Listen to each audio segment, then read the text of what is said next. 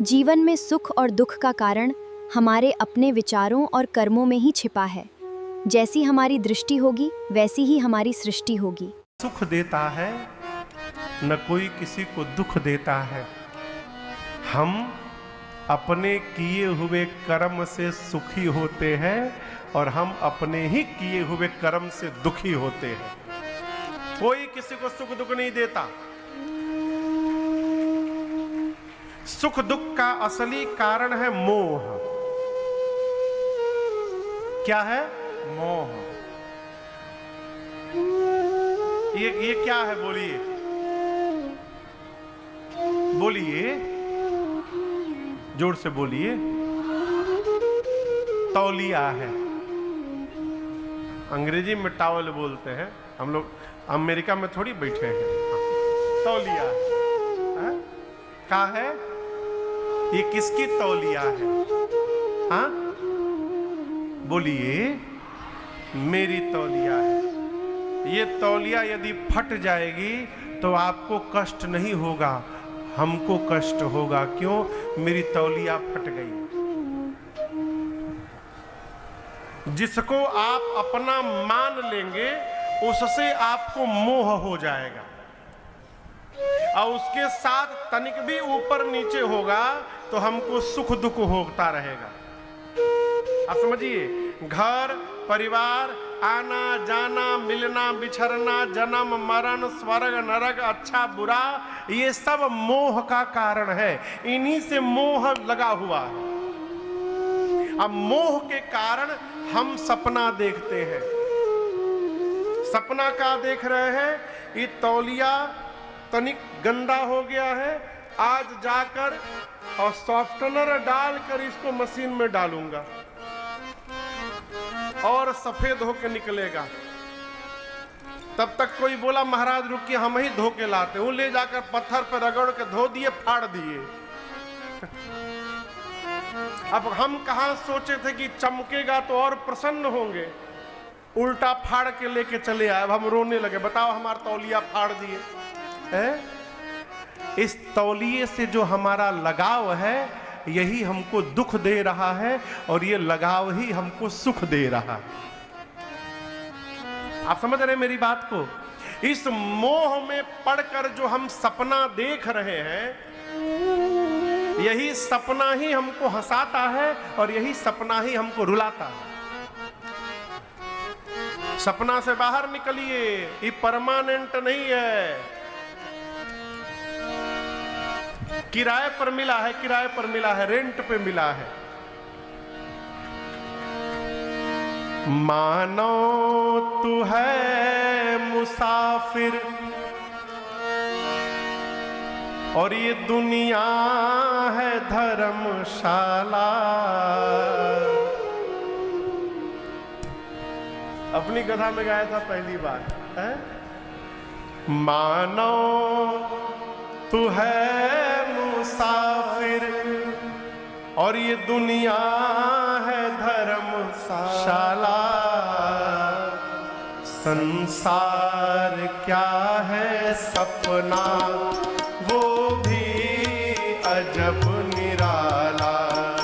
संसार क्या है सपना, वो भी अजब निराला। मानो तो है मुसाफिर, दुनिया है धर्मशाला। मानो तो है मुसाफिर, दुनिया है धर्मशाला।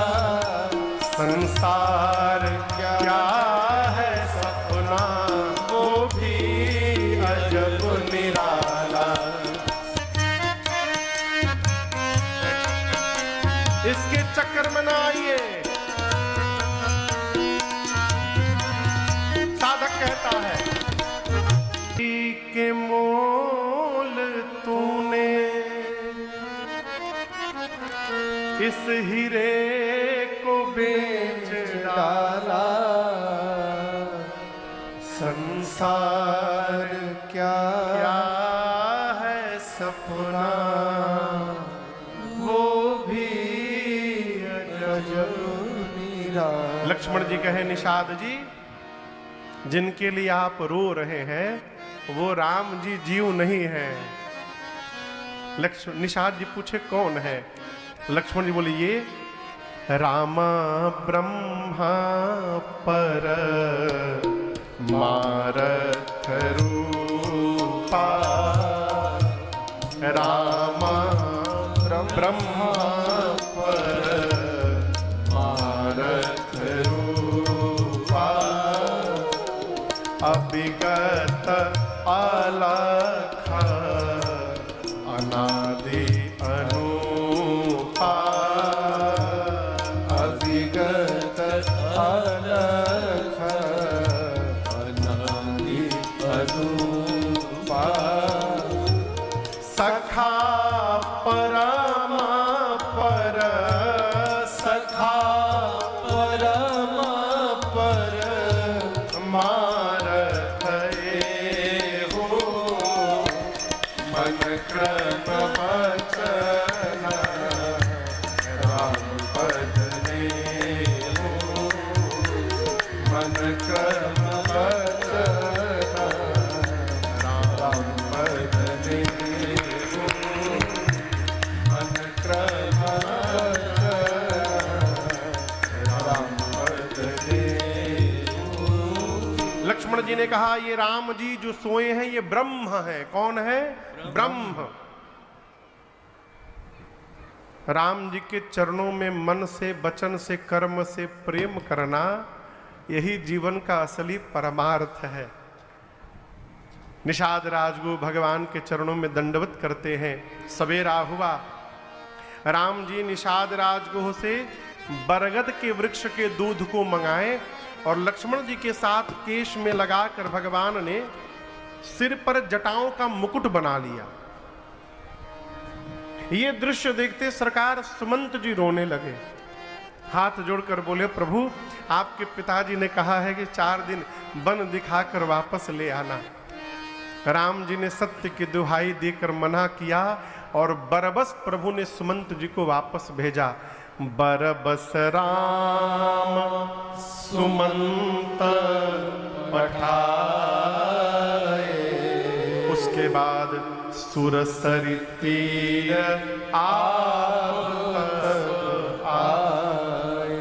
आप तब आए।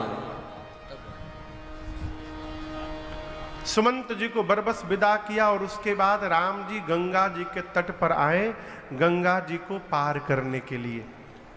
यहां से केवट भैया की कथा प्रारंभ होती है। किनकी कथा? जोर से कहिए। आपको एक बात बताऊं, पिछली रात्रि जब निषाद जी पहरा लगाए थे सबको, तो जहां लक्ष्मण जी और निषाद राज को बात कर रहे थे ना, ये केवट भैया वहीं बगल में पहरा दे रहे थे और अरुण भैया सब बतिया सुन लिए हैं। क्या सुन लिए हैं? राम जी जीव नहीं है, राम जी ब्रह्म है। और इसके बाद वाला भी सुन लिए हैं कि राम जी के चरण में मन से, वचन से, कर्म से प्रेम करना, यही जीवन का असली परमार्थ है। केवट भैया मन में ठान लिए हैं कि ऐसा अवसर अब दोबारा मिलने वाला नहीं है, इसको मैं जाने नहीं दूंगा। सवेरा हुआ, दौड़ कर गए अपने राजा निषाद राजगुह के पास केवट जी और बोले प्रभु हम एक प्रार्थना लेकर आए हैं। बोले कहो। बोले हमको वचन दीजिए, हम जो कहेंगे आप करेंगे ना। बोले पहले कहो।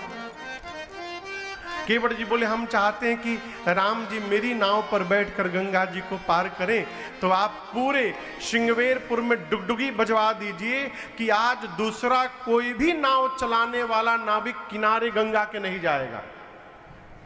निषाद राज को जोर से हंसे, यही चाहते हो? बस बस यही चाहते हैं। बोले अभी बजवा देता हूं। पूरे नगर में डुगडुगी बज गई, कोई भी नाव चलाने वाला नाविक गंगा तट पर आज नहीं जाएगा। केवट भैया दौड़ कर गए, नाव किनारे से खोले, अब बैठ के नाव बीच गंगा में ले जाके खड़े हो गए। सोचे यदि किनारे रखेंगे, राम जी सीधे आके चढ़ी जाएं, अब फिर बोले ले चलो, तब क्या होगा। इसलिए आउट ऑफ रीच रखो इनके दूर ले जाकर बीच नदी में खड़ा किए हैं। राम जी पहुँचे हैं, राम जी हैं, सीता मैया हैं, लक्ष्मण जी हैं और साथ में निषाद राजगुह भी खड़े हैं, हैं? अच्छा, आप मेरे प्रश्न का उत्तर दीजिए, राम जी और लक्ष्मण जी में स्वामी कौन है? बहुत कठिन प्रश्न पूछ दिए हैं का। राम जी लक्ष्मण जी में स्वामी कौन है? सेवक कौन है? यदि सेवक स्वामी कहीं जाएं तो गाड़ी की व्यवस्था कौन करेगा? जोर से कहिए कि स्वामी करेगा। तो नाव किसको मांगनी चाहिए थी? बोलिए। राम जी कहे मांग लिए? भाई मर्यादा से तो राम जी खड़े रहते, लक्ष्मण भैया डिसाइड करते, व्यवस्था करते कि मेरे प्रभु कैसे पार होंगे, वो नाव मांगते। मांगने वाले थे लक्ष्मण जी ही, लेकिन यहां दर्शन करिए, राम जी लक्ष्मण जी को रोक दिए। क्यों? राम जी त्रिकालदर्शी हैं, राम जी जान रहे हैं कि आज केवट जी नाव लेके आने वाले नहीं है, मना कर देंगे। राम जी अपने भाई साहब को भी जानते हैं कि कितना हाई टेम्पर वाले हैं, ये ना बर्दाश्त नहीं करेंगे। ये मांगने गए और जैसे केवट जी ने मना कर दिया, तुरंते बाण निकाल के मार देंगे। भक्त को बचा लेना है, इसलिए राम जी ने लक्ष्मण जी से कहा कि भाई साहब आप पहले मैनेजमेंट सीखिए, आप सीखिए कैसे मैनेजमेंट किया जाता है। लक्ष्मण जी बोले जो आज्ञा प्रभु सिखाइए। तो राम जी आगे आए, केवट भैया बीच नदी में नाव लेके खड़े हैं, और जो भगवान पूरे जगत को देते हैं वो भगवान आज हाथ बढ़ा करके मांगी नाव न केवट आना, मांगी नाव न केवट आना, कही तुम्हारा मरम मैं जाना, कही तुम्हार मरम मैं जाना, चरण कमल रज कहूँ सब कहे, चरण कमल रज कहूँ सब कहे, का मानुष करने मोरे कछुआए, मानुष करनी मोरे कछुआए। मैंने सुना है छुवत शिला भई नारे सुहाए, छुअत शिला भई नारे सुहाए, पाहन तेना काठ कठिनाए, पाहन ते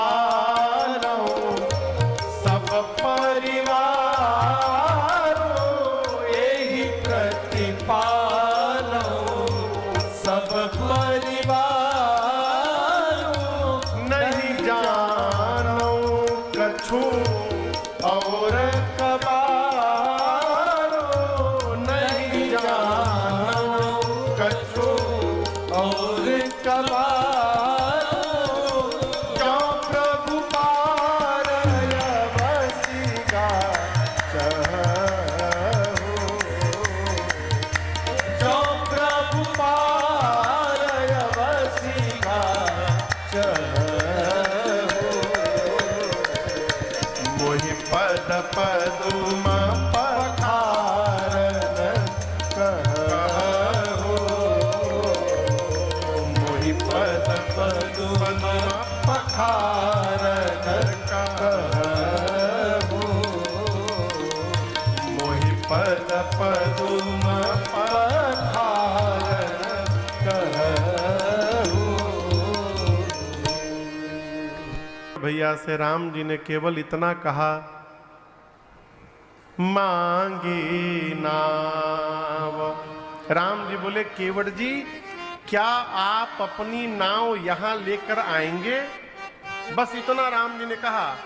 केवट जी क्या बोले? नहीं लाऊंगा। और केवल ये नहीं बोले नहीं लाऊंगा, बोले हम आपके मर्म को जानते हैं। और मान लीजिए कोई आदमी आवे और आप उसे कह दीजिए हम सब जान रहे हैं, आदमी डिस्टर्ब हो जाएगा।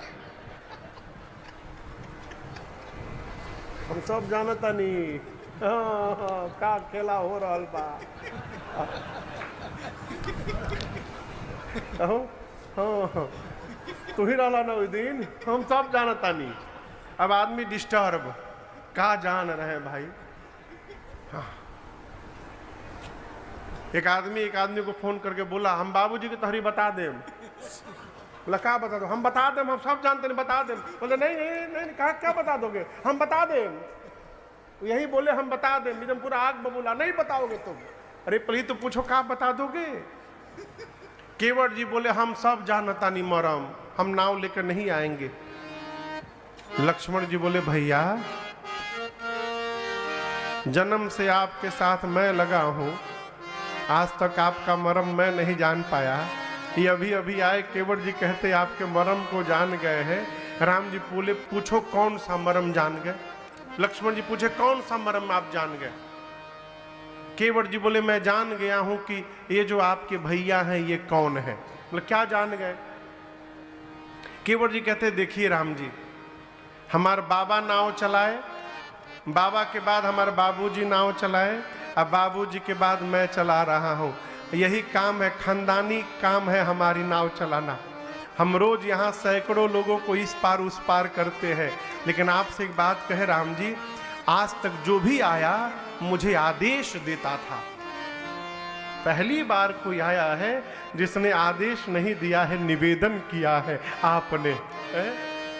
आदेश हम नौकर से को देते हैं और निवेदन हम उससे करते हैं जब मानते हैं कि वो सामान मेरी नहीं सामने वाले की है। आज तक जो भी आया इस केवट को नौकर बनाता रहा। पहली बार कोई आया है जो मुझे इस नाव का मालिक मान रहा है, और सामने वाले को मालिक बनाना ये भगवान को छोड़कर कोई नहीं कर सकता है। मैं जानता हूं आप कौन है, मैं लाऊंगा नहीं। हम नाही नियारा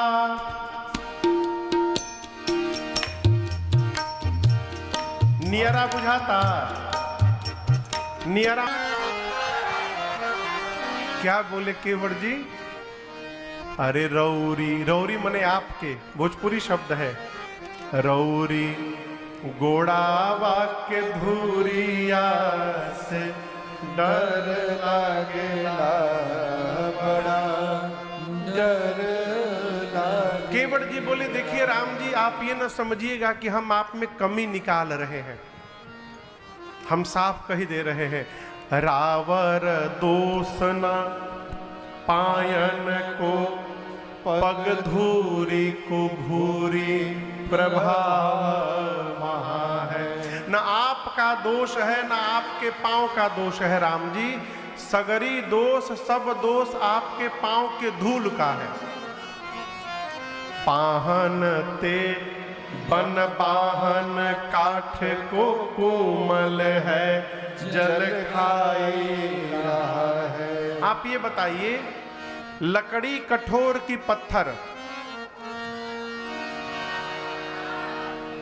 केवट भैया बोले पत्थर कठोर होता है।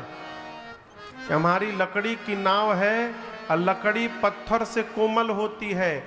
ऊपर से ये नाव दिन रात पानी में रहती है, तो पानी में रहने के कारण पानी पी पी कर ये लकड़ी की नाव और मुलायम हो गई है, कोमल हो गई है। पत्थर को स्त्री बनने में तो थोड़ा टाइम भी लगा होगा, ये लकड़ी की नाव को स्त्री बनने में टाइम लगने वाला नहीं है। आपके पांव के जादू से हमारी नाव तुरंत स्त्री बन जाएगी। इसलिए हम एक बात कहते हैं, पांव धुलवा लीजिए एक बार, वो जड़ी बूटी सब पांव से निकाल देता हूं, उसके बाद आपको बिठाऊंगा और उस पार पहुंचा दूंगा। बताइए क्या कह रहे हैं? लक्ष्मण जी राम जी से बोले, भैया पहली बार आपने मैनेजमेंट संभाला था, फेल हो गया, मना कर दिया। मैं मांगता, मना करता तो बता देता मैं। राम जी बोले, इसीलिए तो नहीं मांगने दिया आपको कि आप बता दिए होते। लक्ष्मण भैया बोले, मना कर रहा है। राम जी बोले, तो क्या हुआ, मेरा भगत है। लक्ष्मण बोले, मतलब आपकी जो बात नहीं सुन रहा है वो आपका भगत। आप कह रहे नाव लाऊ, नहीं ला रहा, आप कहते भगत, माने जो आपकी बात न माने सब आपके भगत। राम जी बोले, और कौन नहीं मान रहा है? लक्ष्मण जी बोले, पीछे देखिए, 1.5 घंटा हो गया, आपने सुमंत जी को कहा कि रथ लेकर अयोध्या जाइए, देखिए पेड़ के नीचे खड़े, देखिए गए नहीं है। उनको आप कही रहे हैं चले जाओ, वो जा नहीं रहे हैं। इन भाई साहब से आप कह रहे हैं आ जाओ, ये आ नहीं रहे हैं। आप जिससे जो कही रहे हैं प्रभु, वो सब उसका उल्टा कर रहे हैं। राम जी बोले, अयोध्या से चलते समय मैंने आपको भी मना किया था, मत चलिए। मना किया था ना, सीता को भी मना किया था। आप दोनों मेरी बात माने थे? नहीं माने थे ना। मेरी बोहनी आप लोग बिगाड़े हैं, आप दोनों मिलकर मेरी बोहनी बिगाड़े हैं। घर से निकलते समय आप लोग मेरी बात नहीं माने, देखिए कोई नहीं सुन रहा है मेरी बात। राम जी बोले, कोई बात नहीं, मेरे भगत है। केवट भैया से लक्ष्मण जी बोले, ये बात सुनिए केवट जी, इधर आइए, पहले आप किनारे तो लाइए नाव। केवट जी नाव किनारे ला के खड़े, उतर के आ गए। बोलिए क्या बात? लक्ष्मण जी बोले, आप जो बात कह रहे हैं कि पांव के जादू से पत्थर स्त्री में बदल गया, वो घटना केवल एक बार घटी है, एक बार। उसके बाद भैया ने कितने पत्थर पे पांव रखा। यदि जादू होता तो दूसरा पत्थर क्यों नहीं बदला? केवट जी बोले, हम गंवार हैं, लेकिन इतनो गंवार नहीं है। हम जानते हैं कि सारे पत्थर नहीं बदले, लेकिन मैं आपसे पूछ रहा हूं, कौन सा पत्थर स्त्री में बदला, आप बताइए। मैं बता रहा हूं, जिस पत्थर की ओर राम जी ने हाथ से इशारा करके पूछा था, पूछा मुनि ही शिला प्रभु देखी, जिस पत्थर की ओर हाथ से इशारा किया था, वो पत्थर बदला था ना स्त्री में? लक्ष्मण जी बोले, हाँ बदला था। केवट जी बोले, किनारे ये सैकड़ों नाव लाइन से लगी है, किनारे वाली नाव नहीं दिखाई दी। अब मेरी नाव बीच नदी में खड़ी थी, दिखाई दे दी। यहां मेरी नाव को भी राम जी ने हाथ से इशारा करके बुलाया है आज। इसका मतलब इशारा हो गया है, खतरा आज भी मंडरा रहा है। अब मैं इतना बड़ा रिस्क लेने वाला नहीं हूं। पांव धुलवा लीजिए, उसके बाद आपको उस पार पहुंचा दूंगा। नहीं बोले।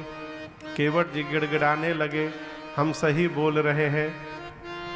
अरे पात भरी सहरी सकल सूत वारे वारे, पात भरी सहरी सकल सूत वारे वारे, केवट के जाति कछु वेदना पढ़ाई हो।